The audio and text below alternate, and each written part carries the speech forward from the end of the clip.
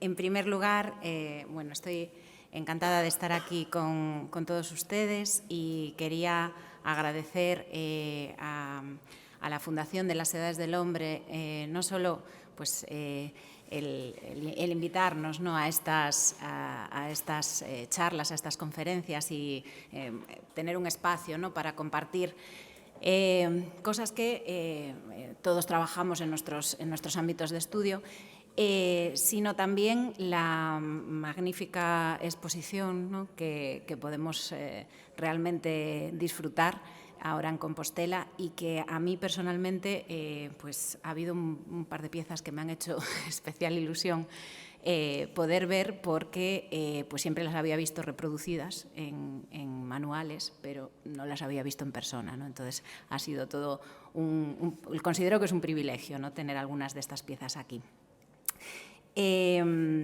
Yo, bueno, quería hacer unas pequeñas reflexiones en torno a la importancia de determinados elementos digamos, de la tradición escrita, ¿no?, desde el papel, el pergamino, la necesidad, ¿no?, de realizar determinados oficios a lo largo de la historia, el hecho de que queden determinados documentos administrativos, ¿no?, que luego los historiadores nos permiten recabar pues, determinados datos. Y yo realmente trabajo fundamentalmente con patrimonio del siglo XX, porque bueno, he hecho una tesis doctoral sobre paradores y entonces he venido un poco a hablar de los documentos que tenemos en esta exposición relacionados con el Hospital Real, con el Hostal de los Reyes Católicos aquí en Compostela. Considero que son pues eso, documentos de una relevancia muy importante para la historia del monumento y quería traer pues, un poco desde sus orígenes, ¿no?, hasta un poco la actualidad, porque se da la circunstancia de que este año 2024 cumple 70 años la renovación del Hospital Real como parador de turismo. Bueno, en primer lugar como hostal de la empresa Entursa y posteriormente adscrito a la red de paradores. Y creo que ha pasado un poquito desapercibida la fecha, ¿no?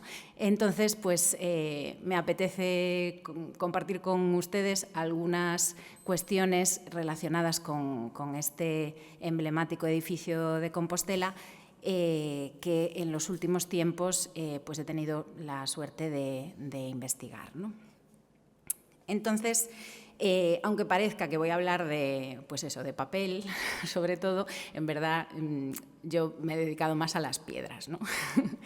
Tenemos, bueno, he planteado una pequeña estructura en la que vamos a pasar de hablar digamos, del patrimonio documental que está presente en esta exposición, a el patrimonio inmueble como documento también, porque los edificios pues efectivamente nos cuentan también su propia historia, y llegar, digamos, a hablar un poco pues, de cómo un proyecto inicialmente asistencial acaba bueno, siendo un monumento, ¿no?, a la hospitalidad, pero desde otro punto de vista, más en el siglo, digamos, XXI, relacionado un poco con la idea pues, un poco de la hospitalidad turística, que también es otro tipo de hospitalidad, no la misma, pero otro tipo de hospitalidad. Lo que pretendo es establecer conexiones un poco entre nuestro pasado más remoto y el presente en el que nos encontramos actualmente. De hecho, pues hace un par de días, hablando con un par de personas de la directiva de paradores, me decían que tenían una pieza aquí, que es la predela. de la que ha hablado José Manuel García Iglesias. Creo, ¿no? Sí. Y bueno, me parecía muy interesante, ¿no?, el hecho de que estas sinergias confluyan, ¿no?, entre los diferentes países, entre las diferentes ciudades, ¿no? Como desde Madrid estaban muy conscientes de que aquí en Compostela estábamos haciendo esta actividad, ¿no? Mi intención es establecer puentes entre lo que sería el edificio, el inmueble original, tremendamente bien estudiado por Rosende Valdés. Creo que nada de lo que les vaya a contar yo sobre el Hospital Real es nuevo, vamos, o sea, está todo en su libro perfectamente explicado, ¿no?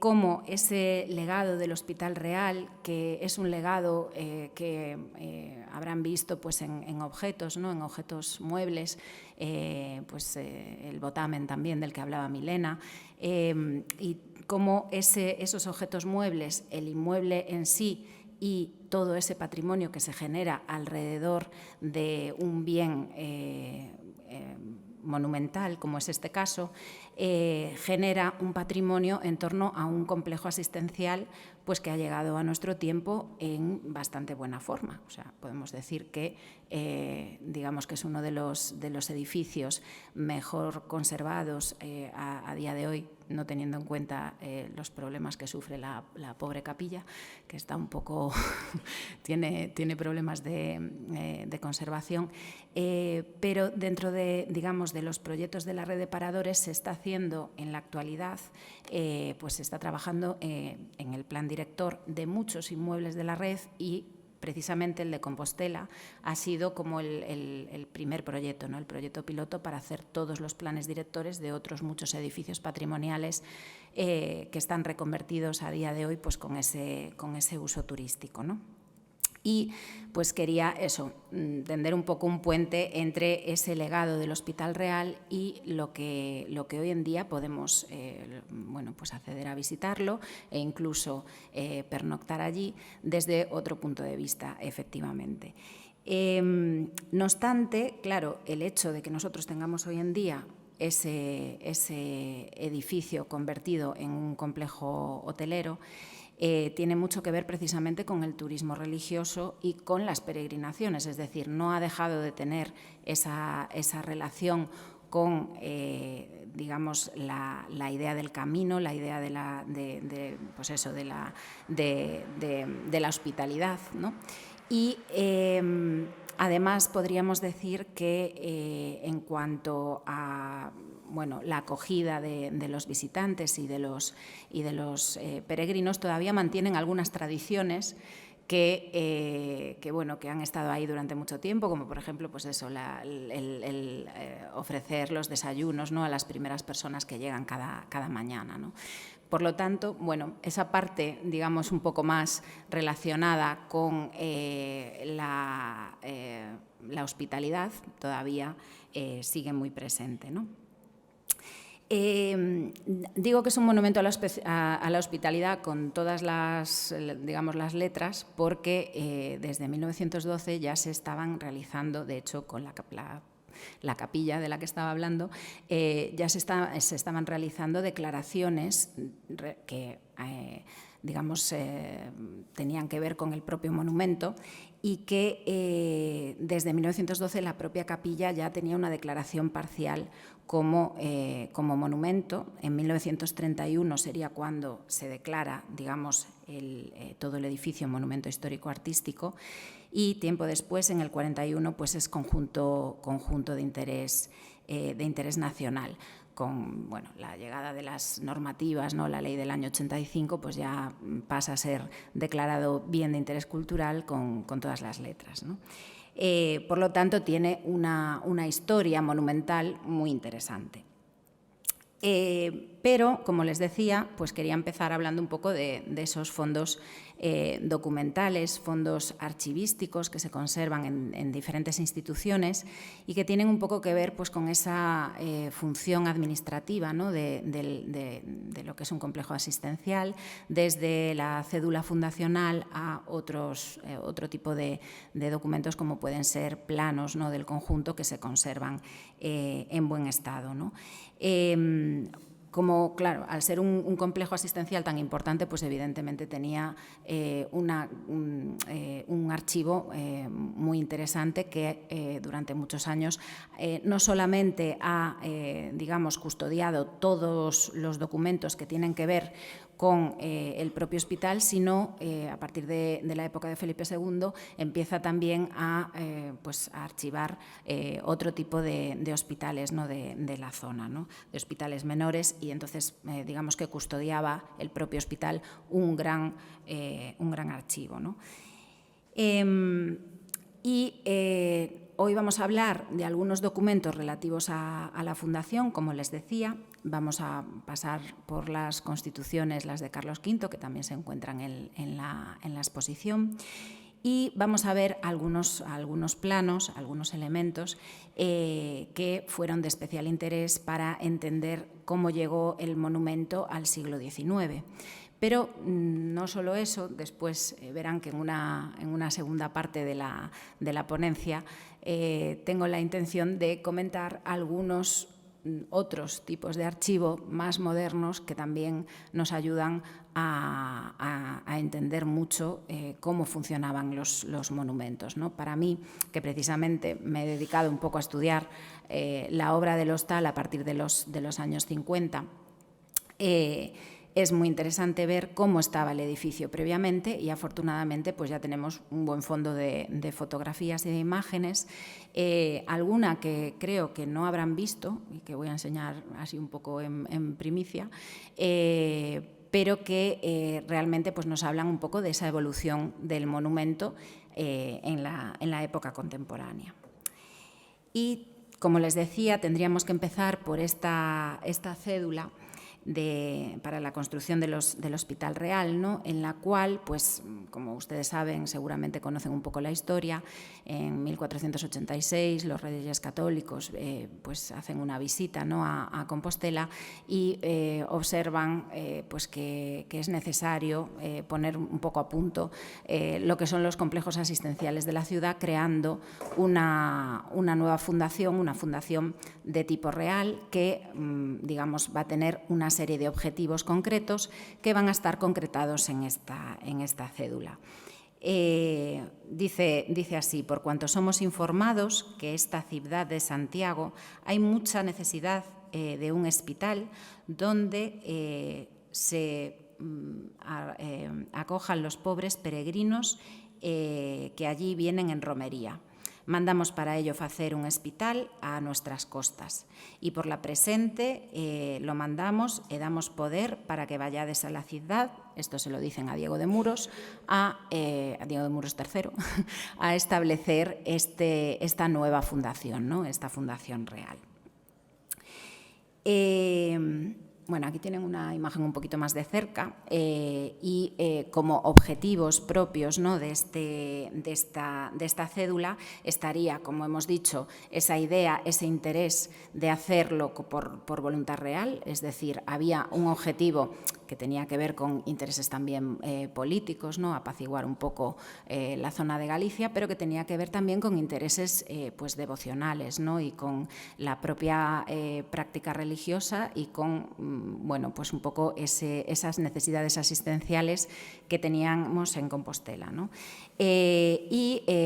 Bueno, pues una de las cuestiones que se dejan claras es que Diego de Muros, desde ese momento en adelante, va a tener poderes para formalizar la obra, aunque junto a esta cédula también se redacta un memorial y en el memorial le dejan claro que, bueno, que sí que tiene poderes para mirar un poco pues, cuáles son los mejores terrenos, bueno, buscar un poco si hay que comprar alguna finca, ¿no? y tal, y y que lo puede hacer por su cuenta y riesgo, pero después vemos que en el memorial le dicen que tenga muy en cuenta la palabra del gobernador y digamos un poco las ideas que podían ofrecerle los hermanos Egas, que al final van a ser los arquitectos del complejo, ¿no? Entonces, hasta cierto punto tenía libertad, pero siempre le decían como que tuviera en consideración el parecer de los arquitectos y del gobernador, ¿no? Y como dotación económica, pues emplean el voto de Granada. Y bueno, digamos que todo esto al final es el punto de partida para que realmente este hospital se pueda ver la luz. Había habido algún intento previo, se quería hacer precisamente en San Martín Pinario, pero como se cree que por temas de que realmente querían dedicarse más un poco a la función conventual, desistieron un poco de la idea o trataron de desestimarla, ¿no? Y entonces finalmente los Reyes Católicos pues deciden que sea de fundación real y que sea un poco dirigido, ¿no? Gracias a la intervención de Diego de Muros. Relativamente en poco tiempo consiguen la bula del Papa Alejandro VI, que es otro de los documentos que ustedes pueden ver en esta exposición, que era uno de esos elementos que me interesaba a mí mucho ver en directo, pues porque estaba en el Archivo General de Simancas y yo no había tenido la oportunidad de verlo nunca así como lo podemos ver ahora, ¿no? Y digamos que esta bula Nuper Majestatis Vestris concede que la aplicación de limosnas de otros hospitales de la ciudad, que eso es muy importante también porque va a producir un efecto rebote, efectivamente, si las limosnas van para el Hospital Real, pues el resto de los hospitales probablemente se queden sin recursos, ¿no? para continuar con sus actividades asistenciales, y eso pues va a producir que algunos vayan desapareciendo, ¿no? Pero efectivamente es otra de las de los medios que tienen para poder llevar a cabo esta empresa, ¿no? Aquí tienen una imagen un poquito más de cerca. Y por último teníamos esta cédula real para el establecimiento de un hospital provisional con 100 camas, porque mientras están realizando esa fundación, pues se produce que, claro, estamos hablando de 1499 y en 1501 era el Año Santo. Esos años santos también nos van llevando de momento en momento, ¿no? Porque siempre de cara a los años santos se incentivan todo este tipo de proyectos, y de hecho el año santo del año 54, que es el que les decía antes que teníamos ahora esa celebración de los 70 años, también es el momento en el que se apura todo para poder abrir el hostal al público, ¿no? Pues sucede más de lo mismo en torno al año 1501, lo que pasa es que no consiguen tener el hospital listo en tan poco tiempo, ¿no? Y entonces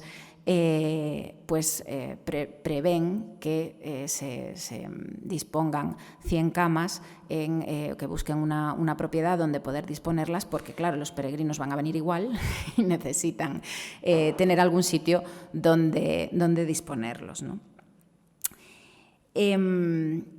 Por último, tenemos en esta exposición también esas constituciones del Hospital Real, las del año 1524, las primeras, unas constituciones en las que, por ejemplo, se habla precisamente, que estamos hablando de archivos, por primera vez se habla del archivo del hospital, ¿no? Y no van a ser las únicas, vamos a tener más constituciones a lo largo de la historia. Las de Felipe II no tardan demasiado en llegar, y luego ya las siguientes serán las de Carlos IV, ya en el siglo XIX, y en un proceso que empieza en esa época un poco, digamos, como de secularización del complejo asistencial y de transformación hacia una función más de interés sanitario que probablemente lo que había sido hasta ese momento, ¿no? pues eso, de asistencia a los pobres y a los peregrinos, y de ofrecer un espacio también no solo para la cura del cuerpo, sino para la cura del alma, y en el sentido de favorecer también que en el caso de que muchos de estos casos eran así, llegar a Santiago no era fácil en estos tiempos, no es fácil aún a día de hoy, digamos, venir andando, pero en aquella época era muy peligroso, y muchos de estos peregrinos llegaban a Santiago en unas condiciones que realmente lo único que les quedaba básicamente era pues pagarles la sepultura, ¿no? Y el hospital normalmente se hacía cargo de estas cuestiones. En estas constituciones, pues escritas, ¿no? Vienen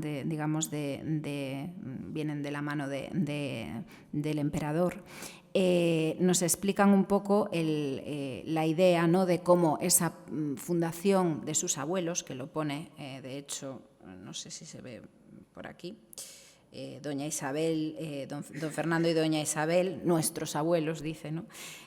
Mandaron construir ese solemne hospital, y es necesario, pues digamos,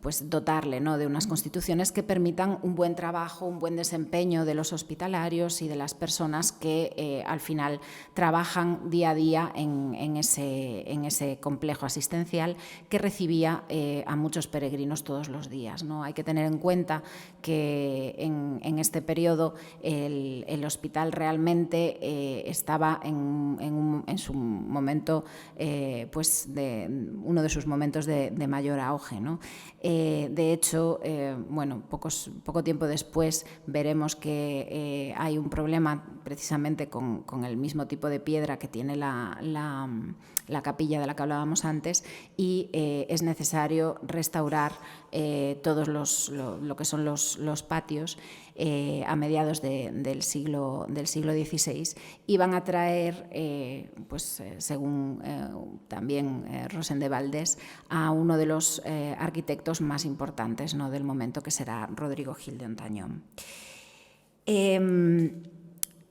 Claro, ¿cómo se traduce todo esto digamos, a un edificio creado, proyectado para recibir a una gran cantidad de enfermos, poder de alguna manera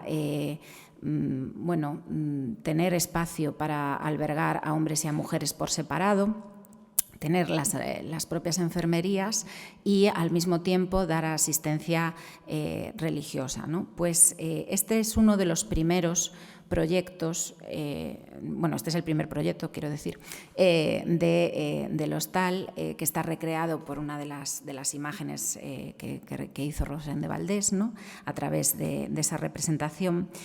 Y en él veríamos cómo serían solamente dos patios delanteros en su origen, solamente tendría esos dos patios, creados de nuevo, como les decía, por los hermanos Egas. ¿Quiere esto decir que no existía una parte de atrás? Se considera que probablemente fueran unos patios realizados en madera, y que en la parte de atrás existía pues una zona como de huerto, y para tener determinados animales y para poder cultivar plantas medicinales, ¿no? Esto, digamos que rompe un poco con la idea que todos tenemos de que el modelo del Hospital Real pues venía un poco de esos modelos renacentistas como el Hospital de Milán. Y de hecho, en algunos de estas documentaciones, en el memorial en el que hablan los hermanos Egas, mencionan el Hospital de Guadalupe en España y el Hospital de la Cruz. Por lo tanto, el modelo inicial podía tender un poco a esa idea italiana, pero como ven, en la práctica vamos a esperar bastantes años hasta tener los dos patios posteriores, que son también maravillosos, pero ya son barrocos, ya no son renacentistas, ¿no? Y todas esas dependencias pues se colocan alrededor de esos dos claustros, con esas enfermerías a un lado y al otro de la capilla, que digamos que era para favorecer que los fieles pudieran, sobre todo los que estaban en peor estado, que pudieran atender al oficio desde la propia habitación. En este momento, bueno, un poquito en torno a estos años, uno de los primeros testimonios que tenemos de peregrinos de la época, Jan de Zylbeke, habla de que, bueno, menciona, ¿no?, en relación con la construcción del hospital, que es una maravilla, digamos, digna de describir, ¿no? Cree que no hay nada parecido en belleza y en riqueza de lo que haya visto a lo largo del Camino de Santiago. Y, bueno, si nos fijamos un poco, efectivamente este sería el claustro ya rehecho en los años 60, pero efectivamente debía ser un edificio que llamaba mucho la atención por sus trazas, por cómo se va construyendo, confeccionando pues toda la decoración interior, la capilla, que es una de las joyas más hermosas, ¿no?, de nuestro Renacimiento español. Bueno, un poco esos espacios amplios, ventilados, pues un poco atendiendo a los criterios modernos de lo que era necesario para esa función asistencial y hospitalaria. La fachada es una obra que se realiza entre 1519 y 1527, bajo las trazas de Martín de Blas y Guillén Colás, y va a ser reformada también en el siglo XVII por Fray Tomás Alonso. Realmente, digamos que esa portada, ¿no?, con ese, bueno, ese estilo un poco tendente al plateresco, es uno de los espacios más interesantes del propio hospital. Y tenemos este plano también en la exposición, que sería bueno, el plano de Miguel Ferro Cabeiro, que es bueno, precisamente hijo de Lucas Ferro Cabeiro, al que se le suponen las trazas de los patios traseros, ¿no?, concretamente de uno de ellos, porque fue el director de las obras, ¿no? Y Miguel Ferro Cabeiro, en 1766, tiene que realizar este plano, porque, bueno, por un pleito en el que se mete el Hospital Real, porque querían construir un colegio de seminaristas muy cerca, ¿no?, del hospital, y consideraban que se metía un poco en su propiedad, que impedía, digamos, las vistas del monumento, era para ser colocado también en la Plaza del Obradoiro, y digamos que todos estos planos se hacen un poco para poder tener unas pruebas de cara al pleito, de decir, no, esto no puede ser, está demasiado cerca el edificio, molesta nuestra actividad y nosotros necesitamos poder probarlo, ¿no? Entonces, a partir de ese momento, Ferro Cabeiro realiza una serie de planos, que es una maravilla, en el que tenemos la fachada, ¿no?, y que nos muestra, pues, que el estado en este momento del propio inmueble, lo cual nos ayuda a saber, pues, cómo estaba ubicado, ¿no?, en el siglo XVIII. Y ahí tienen ustedes la firma de Cabeiro. Y que poco tiempo después, en 1800, las plantas son copiadas por Vicente de Ponte, que pues también trata de hacer una aproximación a cómo es el estado del edificio, porque bueno, debido a un plan también de reforma digamos, de las escuelas de sanidad, ¿no?, y de medicina en España, querían de alguna manera, bueno, digamos que había como dos grupos diferenciados entre los médicos y los cirujanos, ¿no? Y el colegio de cirugía se iba a meter en el hospital. Entonces, bueno, desde el hospital, la administración del hospital decía que ellos no tenían tantos espacios, ¿no?, para poder realmente tener esa función, seguir desarrollando con buen ritmo su función asistencial tradicional y al mismo tiempo dedicar ese espacio a la docencia y todas las exigencias que traían esos catedráticos de cirugía que les pedían desde tener, digamos, los cadáveres para poder diseccionar hasta que les hicieran enfermerías y espacios nuevos para que los propios alumnos pues, pudieran aprender, ¿no?, de determinadas técnicas. El caso es que duró poco esta cuestión, básicamente un año de estos colegios, ¿no?, metidos digamos, en la función docente, ¿no?, de las escuelas de medicina. Pero aún así fue todo una revolución porque desde el propio hostal, la administración del hostal del hospital, que todavía no estamos en ese momento, estoy acostumbrada a decirlo mucho, perdón. Digamos que lo que querían era también tener esos planos actualizados para poder de alguna manera explicar que no tenían espacio en el hospital para realmente desarrollar todas esas exigencias que les venían un poco desde fuera, ¿no? Y de nuevo, pues es un archivo que estaba en el archivo histórico, bueno, que está ahora mismo no, pero en el Archivo Histórico Nacional custodiado y que pues a mí también me hizo mucha ilusión poder tener la oportunidad de poder verlo aquí en Compostela, ¿no? Ahí tienen todas las explicaciones, ¿no?, de cada uno. De hecho, si después se acercan por allí, pues podrán ver exactamente a qué espacio atiende cada una de las indicaciones y de las explicaciones que tiene el propio plano. Y llegamos pues al siglo XIX y yo ahí quería empezar a introducir una nueva vertiente de la documentación existente sobre el hostal a día de hoy, que ya no es, sería más bien en papel fotográfico, no en papel ni en pergamino ni en forma de planimetría, ¿no? En los últimos años, por el tema del plan director del hostal, pues he revisado mucho la documentación que yo tenía ya de la tesis doctoral y he podido localizar algunas fotografías. No las traigo todas aquí porque, bueno, hay que pedir muchos permisos para estas cosas, pero he traído algunas para que puedan ver que realmente se han localizado alguna, ¿no?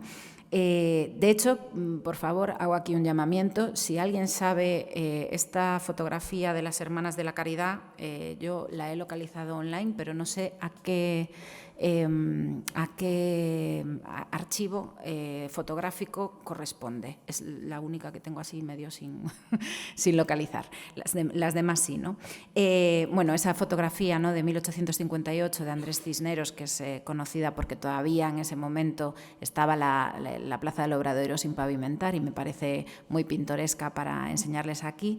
De nuevo, esa otra imagen con los interiores, ¿no?, de los patios traseros totalmente llenos, ¿no?, de plantas por todas partes y con las propias hermanas trabajando todavía en el hospital.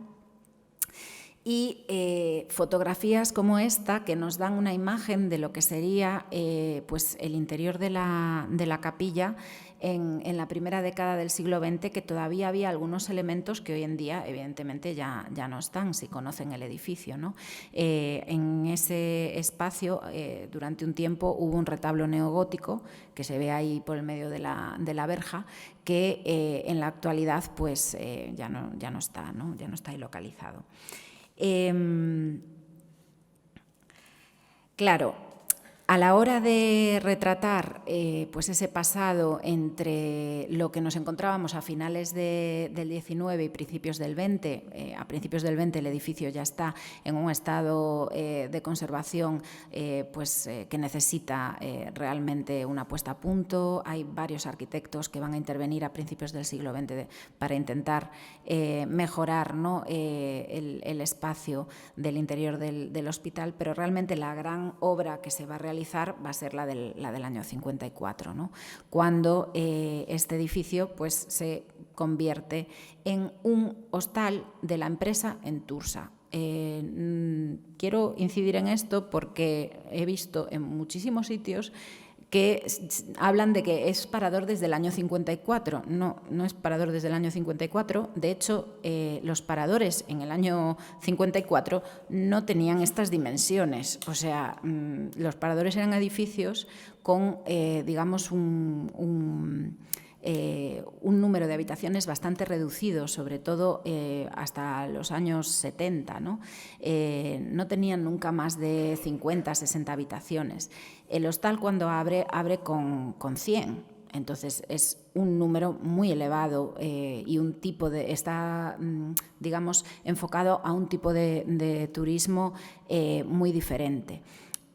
Una de las razones por las que digo esto es porque, claro, al no entender que se trata de otra empresa estatal de turismo, que es Entursa, pues se nos pasan por alto cosas como que el parador realmente en su momento, o sea, el hostal en su momento cuando abrió, era un edificio tremendamente moderno y a pesar de que, bueno, tenía camas con dosel y eso sí que los tenía, pero digamos que también tenía espacios pues muy modernos realmente que hoy podemos observar a través de algunas fotografías de la época que he podido localizar en los últimos años y a través también de el nodo, que hay un nodo dedicado a la apertura del hostal, ¿no?